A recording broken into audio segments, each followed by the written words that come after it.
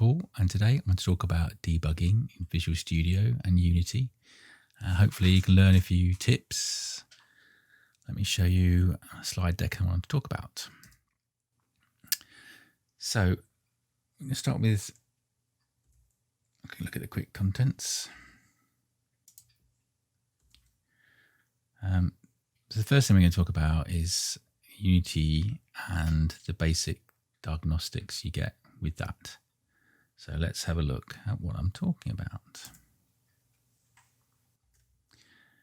So here we have our standard Unity output, and here is a little console window. And so the first thing you can see here is there's some output in here. So how has this come about?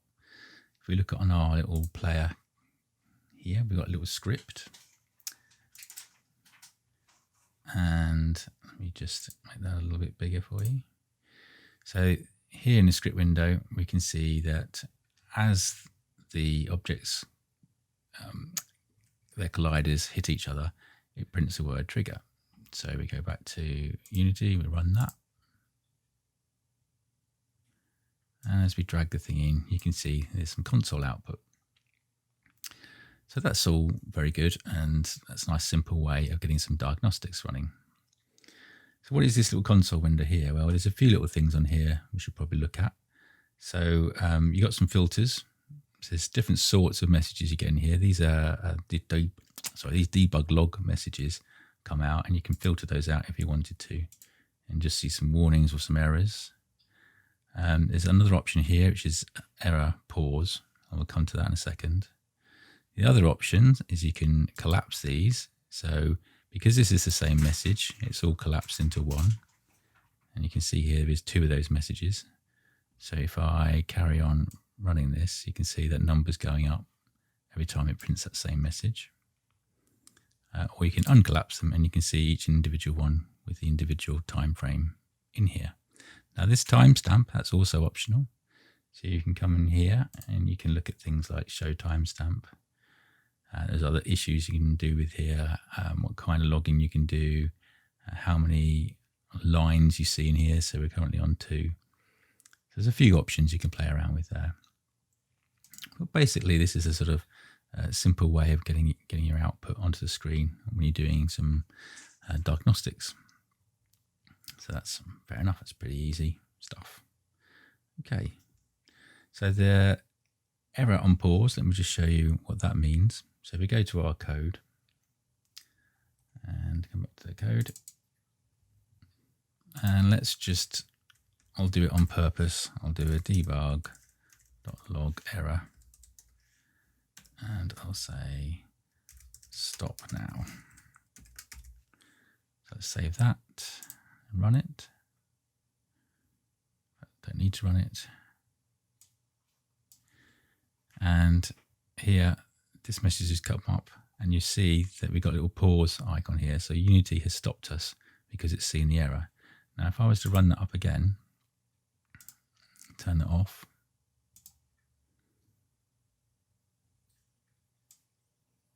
we get the same message, but this time we're not paused. So we can carry on just generating these errors as we go. And this is important depending on the kind of situation that you're debugging.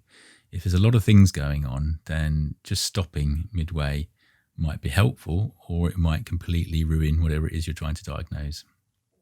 I mean, typically I usually have that on, but I can see reasons why I might want to turn it off.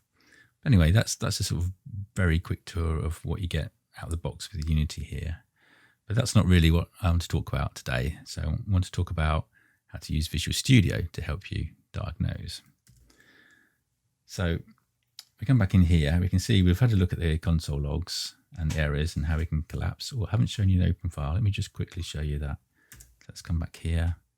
So when you have these logs, sometimes after a while, these can get quite long, and it might be quite difficult to figure out what's going on by just sifting through lots of log statements. So one thing you can do is you can come in here and you can say open editor log. And that brings you the full log. So you get all sorts of other interesting information coming here, but ultimately you'll also get the results that we see here. So you can see the full line is stipulated here. You can see the word stop now. That was the output that we had. The file that it was in, all that kind of stuff. It's all really useful. And indeed, actually, when you do look at that, you can click on here and it takes you to the offending line. So that's all very helpful. Okay, right, back to the slides. So we have now looked at all the things I wanted to talk about with Unity and this console logs, open file collapsing. That's good. Right, hash define. This is something that's a bit more Visual Studio like. So what's the problem I'm trying to solve here is you have potentially a lot of debug statements in your classes, in your mono behaviors, in all sorts of other classes that you've got. And after a while, it starts to build up. You start to have a lot of them. And you probably don't want to continually have to keep commenting them out. So here we have our statements. We've got a lot of these statements in here, as we saw. So what we want to do is come up to the top and just say hash define my diag on. And then we can come into each one of these print statements and put a little brace around it. So you just say if my diag on, and I'll just repeat this a few times. And then you do an end if. Repeat that a few times. So you'll notice that the code looks the same. Everything is, you've got your little yellow print statements and the text is all in focus correctly. So that's all good. So let's now run this. And as we move our capsule, we're still getting the messages. That's great. So we've now figured out what our problem is, and we're going to come back to Visual Studio, and rather than comment them out and delete them, what we're just going to do is change the definition of this. So rather than on, I'm just going to say off. This can be anything. I'm just using a convention of on and off. And now you'll see that Visual Studio is saying, well, this isn't defined now. So all of these statements are going to go grey, which means that when we run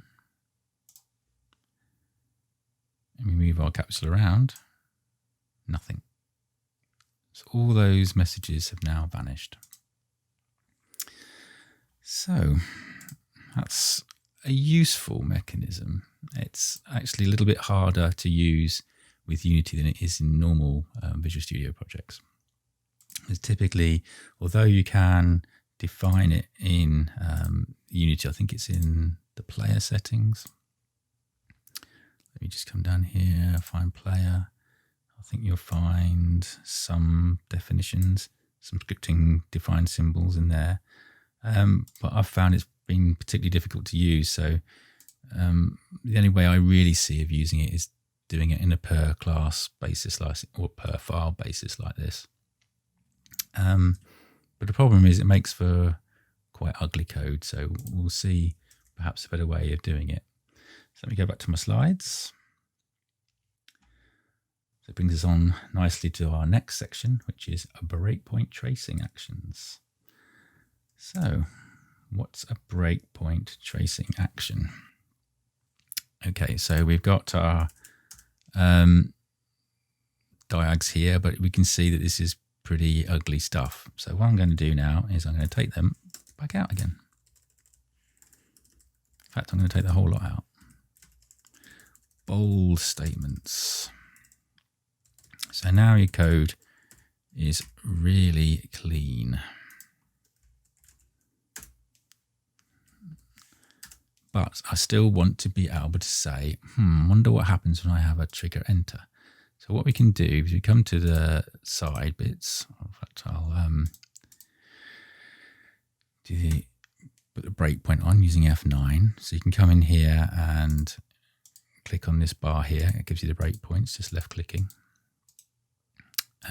We should be able to right click and say set breakpoint somewhere. There it is.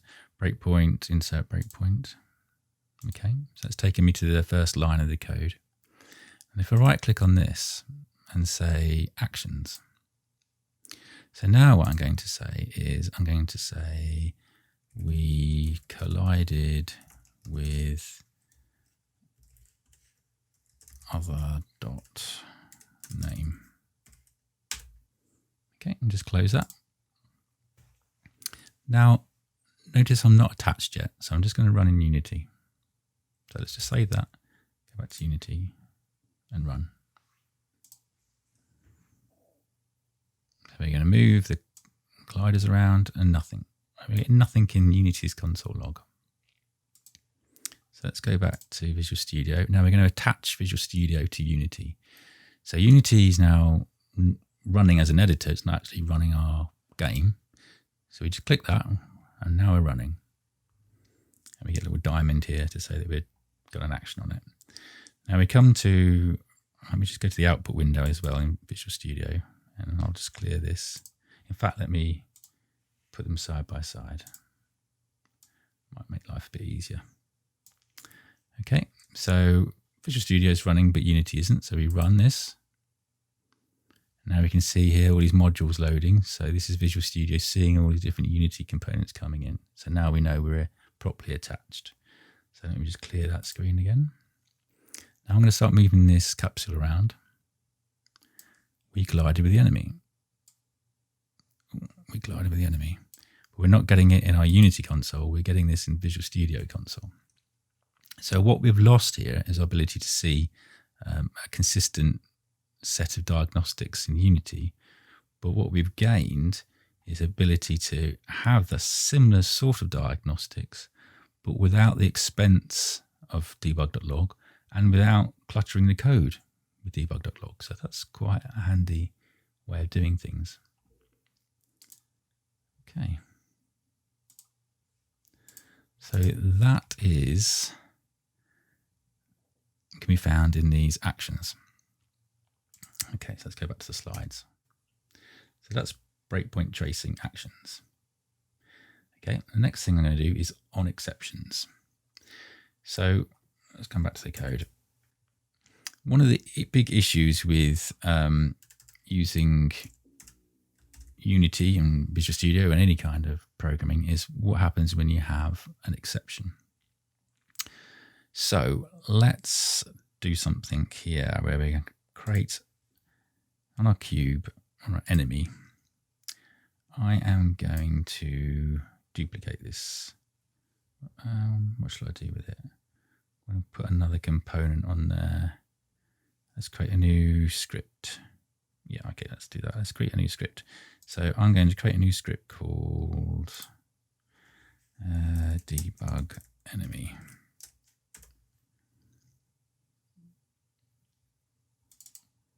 Okay, and in debug enemy, we're going to put a public string say hello. It's just going to return hello. Okay, pretty simple stuff. And then I'm going to put the enemy onto the cube. Onto this cube here. So in our player script, I'm now going to say that other get component debug enemy dot say hello. I'm just going to call that. I'm not actually going to see anything. Well, perhaps I'll log it out. I'm going to use another version of Debug.Log called print. It's just shorthand, which you get from mono behavior. It does exactly the same thing as Debug.Log. Okay, so when I run that this time, let's run this up. Let's move that around.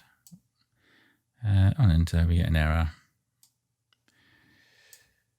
Reference not set. So it's saying that I haven't got this debug enemy on this glider, which probably means I didn't set it in debug. So it's handy. So the debug's run there. I know which line it's on. And that's all good.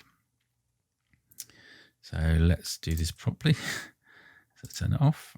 Go to the enemy. And sure enough, I haven't got that script on there. So put that on there. Script's on there. Now run. It should all work. So player. So we're seeing hello come out. Now let me take that enemy and duplicate it. So now we've got two enemies. I'm going to move this one slightly forward.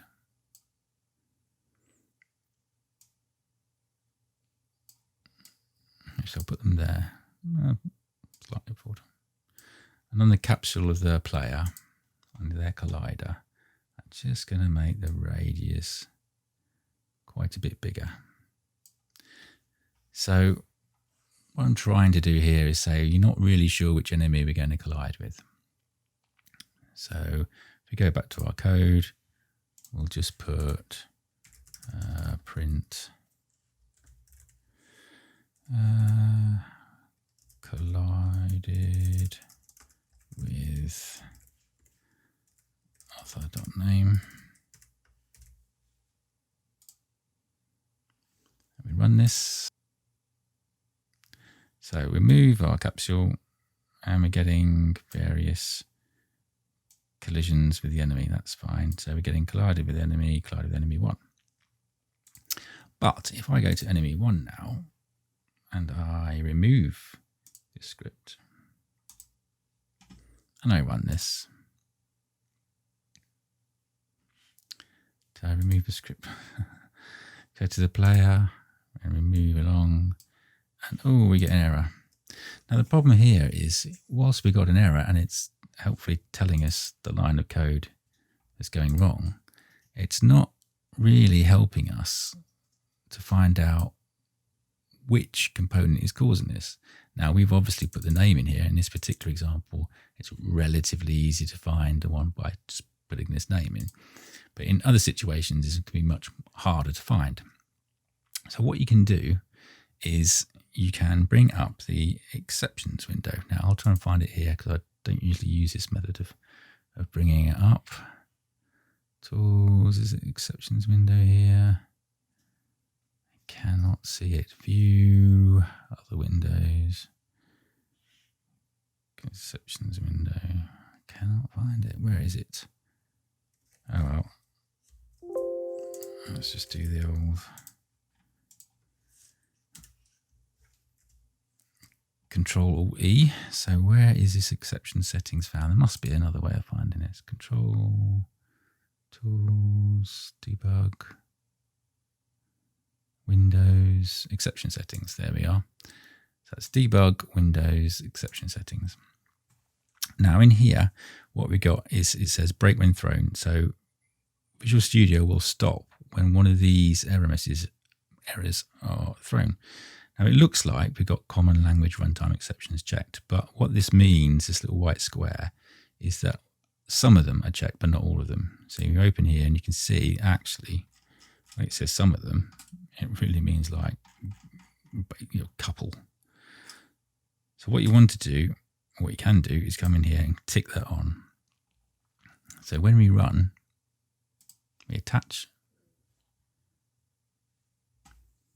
and we go back to Unity, and we run.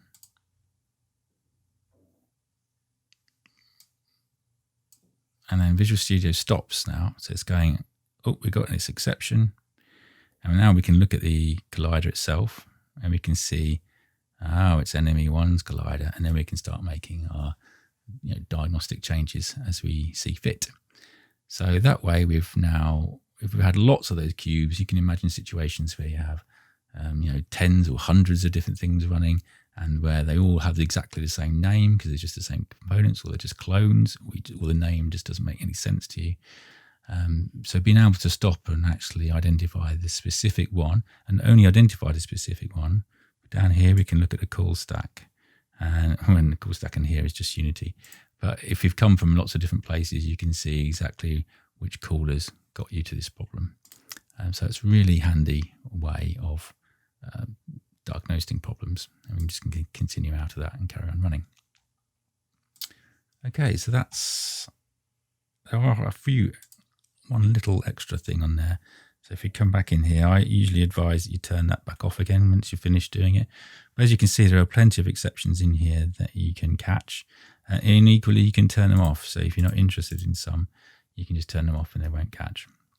And that's particularly handy when you've got third-party scripts, because some of them have bugs in them, and some of them will be throwing exceptions quite correctly. They throw an exception and they catch it, and it's all handled, and you never see that.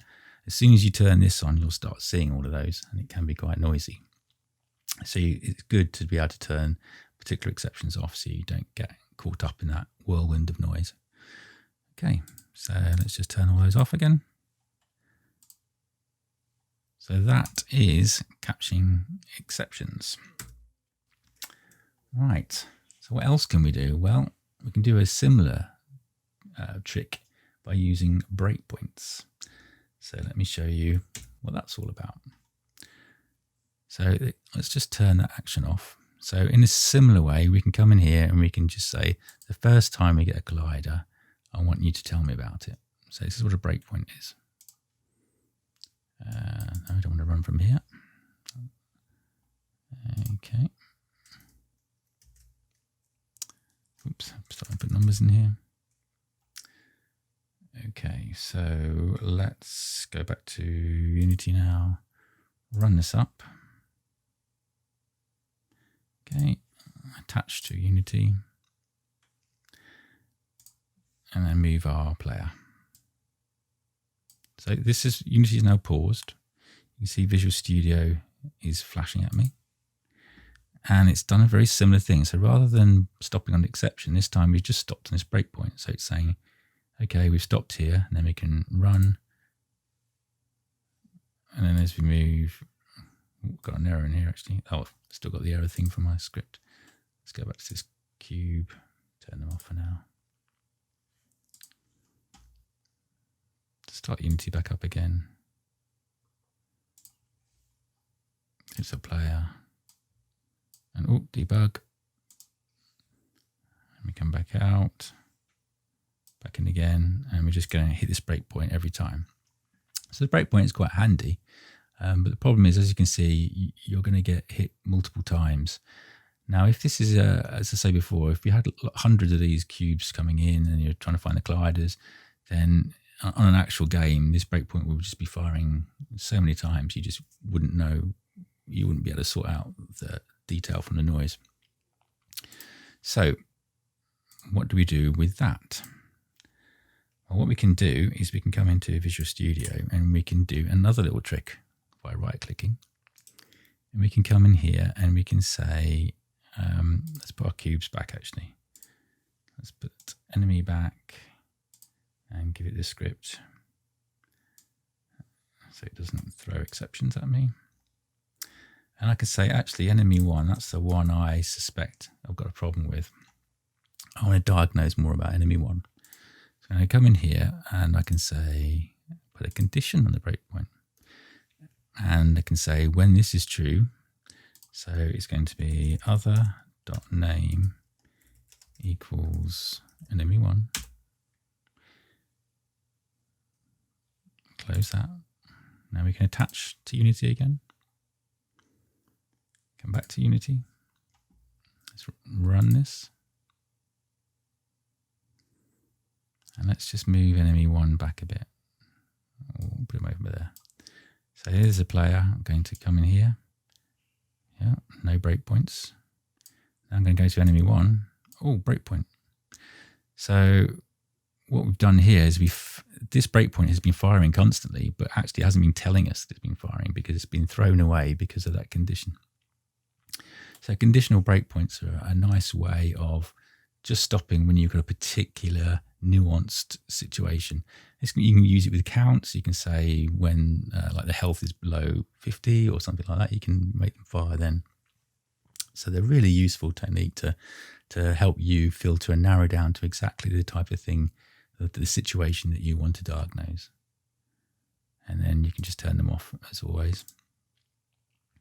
So that's one mechanism there. Now, as with prints, the other thing you're going to get into is you're going to have lots of breakpoints. So you can have a breakpoint in here.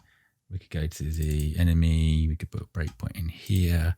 And after a while, after a big project, you're going to have quite a few breakpoints. Now, you can do things with these breakpoints in a very similar way we were talking about with the print statements and the define. You can maintain them. So if we go to debug window, look at breakpoints, this shows you the list of all the breakpoints that are on here. And then you can just disable them from here. So they're disabled, so they won't run. And we can re-enable them. That's fine. And there's little handy things to say disable all of them. We kind of toggle them all off, or you can delete them. But one of the things you can do is you can come into the like the collider one here, and you can say, well, actually, what I want to do is I want to call these my collider breakpoints. Okay, and then we could come to the enemy one, and we could say these are our enemy breakpoints. Okay, and then that way we can sort of neatly sort them all. So we could come in here and we could put another, let's say I put another breakpoint on here and give it the label. Say this is a collider one. So now if I can come to a completely different thing, I could say, oh, not only can I sort of turn off the enemy one and just make sure all of the collider ones are on, it also means I can go straight there. So it also provides me a way of navigating directly to those breakpoints. So this is a nice way of maintaining your collections of breakpoints. So that's really, yeah, it's quite a handy little way of working. Yeah, it's good. Right, so that's how you maintain your breakpoints. So let's go back over to the PowerPoint. So what we've seen is we can do our breakpoints, we can assign them labels, and you saw how we can maintain them in the breakpoint window. We've also seen conditional breakpoints and how helpful they are. And one last little topic on this page is the Unity debug run. So let me just swap back and tell you that. So let's just turn Unity off here. So go back to Visual Studio. So you're now thinking, well, I quite like using Visual Studio to do my debugging. But this whole thing of doing attach, coming over to Unity, pressing run, and then doing your work can get old quite quickly. So what you can do instead is you can drop this down and you can say attach to Unity and play. So now that's triggered on. Now when I press run, so we've attached as normally, and now we're straight over into Unity, and Unity's already running. And then we're off and hit our breakpoints. So yes, you could do that. So that helps the whole flow of it. And indeed it has stopped. So then maybe you could use that. Personally, I still don't use that option. I don't know why I don't use that option. Perhaps I will use it more often, but it's there. So it's always good to know that you've got all these different options available to you. Okay. So where are we with our slides?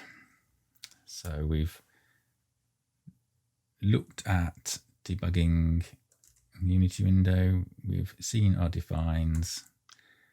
We've seen our breakpoint actions. We've seen the on exception filtering. We've seen the breakpoints and the labels. We've seen how we can do conditional breakpoints. Manipulating the program pointer. Now, I didn't show you that. So let me show you that right now. So let's just make sure that we are back on the screen. Okay, so we've got our breakpoint set up here, and we are attached. We have attached to Unity. So let's run Unity up. And let's move and collide. Okay, so we press F10 here, which is a step over. So you can use these little keys here to do the same thing.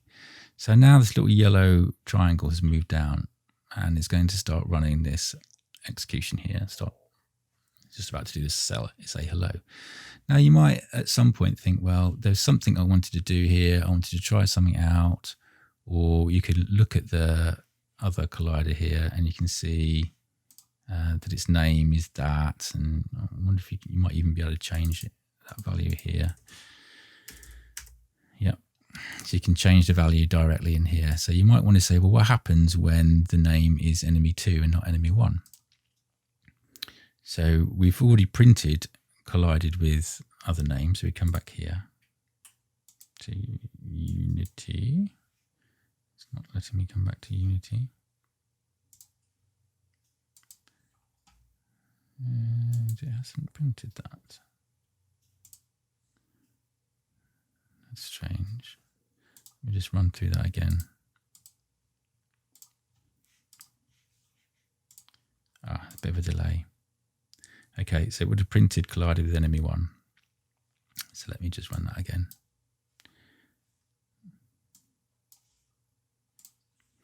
So we do printed with enemy1, and we come in here and we can, or sounds like enemy2, and now we change that enemy's name to 3, and we can move this program counter back up and make it do it again. That's the idea. So now we've run through that. So let's have a, oh, and now we've got another collision. So the first one was collided with enemy2, and we changed it to 3, and we got it to rerun that line to say enemy3. So you can see in the debug mode, you can manipulate aspects of where you can run, and you can do this with if conditions. So if we come back out of here and we go back into Unity, let's just check. Yeah, so now I've actually changed the enemy's name. Put it back to 1. So if I was to say something like if other.name equals enemy, then we say print 1. And say if other.name equals enemy 1, let's call that one 0. And print 1. Okay, so it's pretty simple logic just for testing purposes. So we attach, come back in here, and grab our, let's just run this from the start. Grab our player, hit the collision. So as we go through stepping over these codes, we're doing F10 and then F10 again. And then we're going to go and do the print 1. Now we're just about to do the print 1 and we go, actually, I'm not really sure. I want to know what happens when it's an enemy, but the data is telling me that it's enemy 1, but I just want to cheat. So I can grab the arrow and bring it straight into there and make it run that. And then it's just about to run that. So I just grab the arrow and drag it past.